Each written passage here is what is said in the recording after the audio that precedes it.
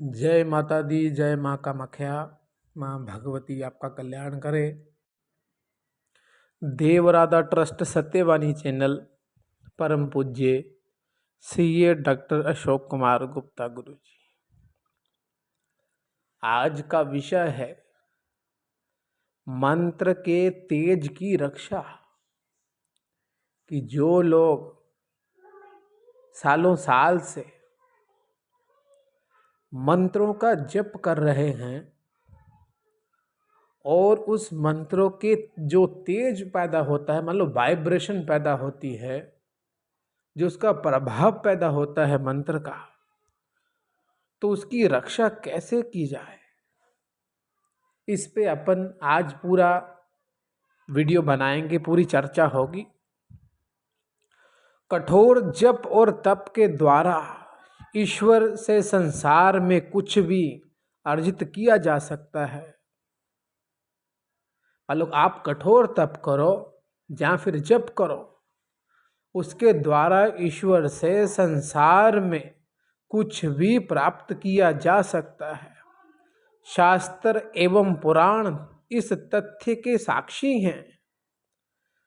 तप एवं भक्ति का प्रचंड प्रभाव उत्पन्न हो जाने पर ईश्वर स्वयं मनुष्य का कार्य सिद्ध करने हेतु विवश हो जाते हैं।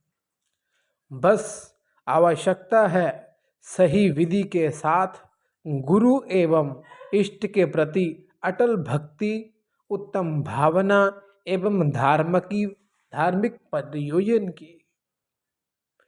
कई बार प्रारंभिक अवस्था में मंत्रों के द्वारा कुछ कार्य सिद्ध होने पर अहंकार के वशीभूत होकर मनुष्य अपने मंत्र या सिद्धि का अनुचित तरीके से दिखावा करता है,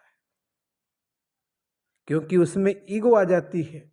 मनुष्य अहंकारी होने लगता है। वो सोचता है कि मैंने तप किया है और तप के बल पर वो उल्टे सीधे काम करने लगता है, जिससे वह दिखावा करने का ज्यादा काम करता है। इससे मंत्र की शक्ति व देवता का आशीर्वाद साधक के प्रति क्षीण हो जाता है। कि उस मंत्र और शक्ति का जो प्रभाव रहता है वह क्षीण हो जाता है। बार बार सांसारिक कामनाओं की पूर्ति करने पर भी मंत्र का प्रभाव क्षीण हो जाता है और मनुष्य के समक्ष मुक्ति का दिव्य द्वार प्रशस्त होने से पूर्व ही अदृश्य हो जाता है। कि मनुष्य को जो लो मान लो कि उसने कोई मंत्र सिद्ध कर लिया या फिर कोई देवी या देवता की सिद्धि कर ली, तो वो अपने धाम में लेकर के जाते हैं साधक व्यक्ति को। तो अगर आपने संसारिक कामनाओं की पूर्ति के लिए आपने उसका उपयोग किया है, तो आपका जो मुक्ति का द्वार है, दिव्य द्वार, वो प्रशस्त, मान लो कि काम पूरा होने से पहले ही अदृश्य हो जाता है। इसलिए उत्तम साधक को अपनी अनावश्यक इच्छाओं पर नियंत्रण रखते हुए अति अनिवार्यता में ही मंत्र व देवता को कष्ट देना चाहिए। इसलिए ज्ञानी जनों ने निष्काम पूजा को ही सर्वश्रेष्ठ कहा है, जिससे मनुष्य अंत समय अपने देवता में विलीन हो जाता है, जिसे मोक्ष या मुक्ति कहा जाता है। साधक स्वयं समर्ण रखे, तप, यज्ञ, दान और धर्म के प्रभाव से साधारण मनुष्य भी इंद्र बन सकता है और पुण्य कर्म समाप्त हो जाने पर इंद्र भी धरातल पर आ जाते हैं। मान लो कि ये चीज मानो कि सब खेल पाप और पुण्य का है।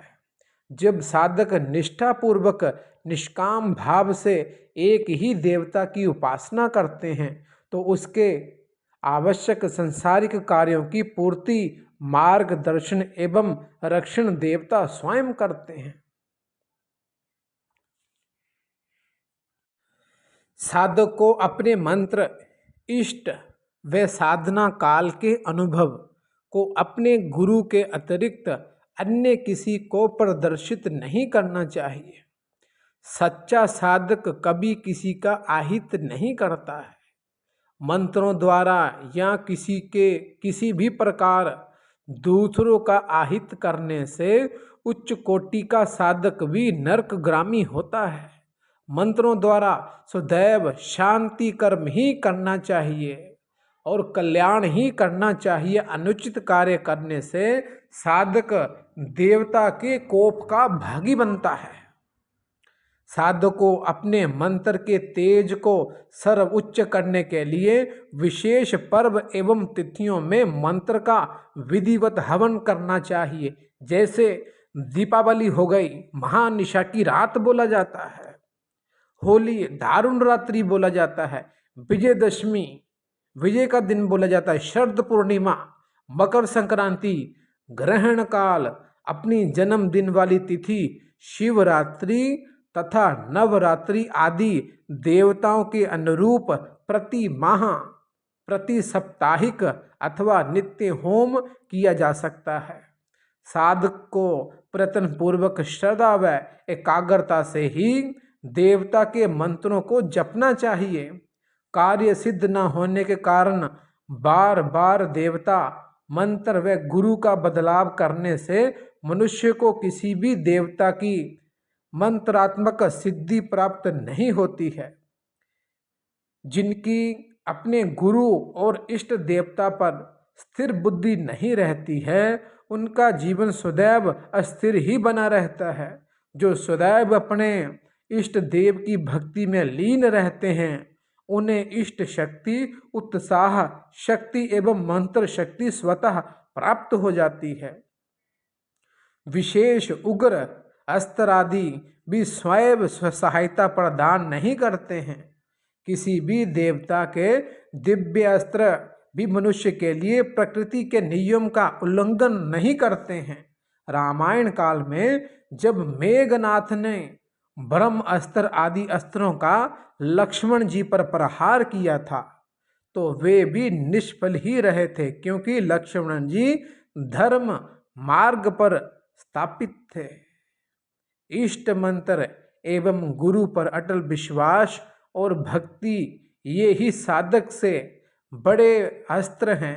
धैर्य एवं परीक्षा की एक निश्चित अवधि को पार करने के पश्चात निस्संदेह साधक को देवता की कृपा प्राप्त होती है, परंतु अधिकांश साधक इस दैवीय परीक्षा से पूर्व ही अपने मंत्र का बदलाव या अपनी मंत्र साधना पर विराम लगा देते हैं।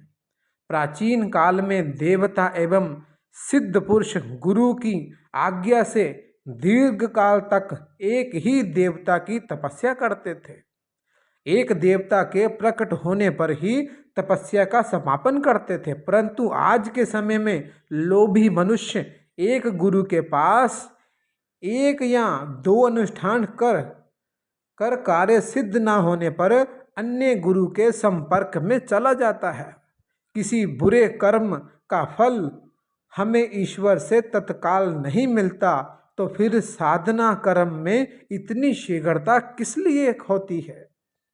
संत शिरोमणि कबीर दास जी ने भी गुरु के बारे में कहा है कि जो मनुष्य गुरु के पावन चरणों को त्याग कर अन्य पर भरोसा रखता है, उसके सुख संपत्ति की बात ही क्या, उसे नरक में भी स्थान नहीं मिलता है। गुरु व इष्ट पर श्रद्धा रखते हुए स्थिर चित्त में एक ही मंत्र का दीर्घ काल जप करने के समय आने पर साधक का मनोरथ अवश्य पूर्ण होता है, ना कि बार बार देवता या मंत्र बदलवा करने से। इसलिए कहा गया है कि एक साधो सब सदे, सब साधे सब जाए, मेरे गुरुवर देव, मेरे इष्ट देव तथा मेरे मंत्र से सर्वश्रेष्ठ से कोई नहीं है। यह विचारधारा एक महान शिष्य की होनी चाहिए। जय माता दी, जय माँ कामाख्या, माँ भगवती आपका कल्याण करें। जय माता दी, जय श्री महाकाल महाराज।